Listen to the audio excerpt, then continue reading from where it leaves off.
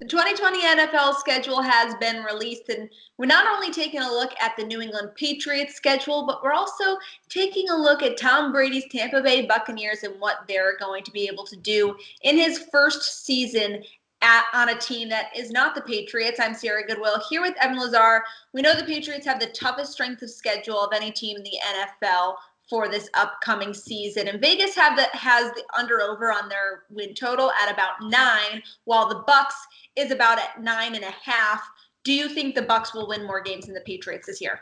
I do think the Bucks are going to win more games than the Patriots, and I was actually pretty surprised to see that they were only at 9.5. Now Vegas doesn't want to go crazy and put them at 12 or 13 wins. I get that, but at 9.5, I think that's a pretty low end of the spectrum type of bet. I think most of us would assume that the Tom Brady led team is going to win double-digit games, especially with the talent that they have around them. Now looking at their schedule, they do have some tough matchups, and I think the toughest part for the Bucks and Brady is going to be the fact that they are in the NFC South, and they have the Atlanta Falcons and the New Orleans Saints, and all the Carolina Panthers are kind of in a rebuild right now. They're also a tough team as well. And then you look at games against Green Bay, games against Kansas City, the Rams are on this schedule. It gets a little bit tougher there for the Bucks at points, and they face some really good quarterbacks too next year. So I understand why the win total is a little bit lower, but I definitely think that they're going to win more games than the Patriots. Do you think the Patriots are getting too much preseason love with people saying that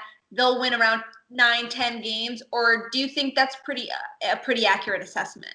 I think it's interesting how much the power of Bill Belichick can sway a betting line. And also just in terms of primetime games and stuff like that, the Patriots still have 5 primetime games on this schedule without Tom Brady at quarterback, solely because of the brand, that the Patriot brand is really still booming and Bill Belichick is still on the sideline. So I look at that 9 win total and I see that as a respect number. If you put this roster around any other head coach in any other organization, I think that win total is probably around 6, 7 games, something like that. But because it's Belichick, because it's the Patriots, they get bumped up a little bit. So I would take the under just because of that sort of disconnect between what their roster actually projects and what they're projecting because they're Bill Belichick and the Patriots. So I see them as a 9-7 team. So I think that their sort of projection is right on the money, but I could definitely see them being a little bit lower than that.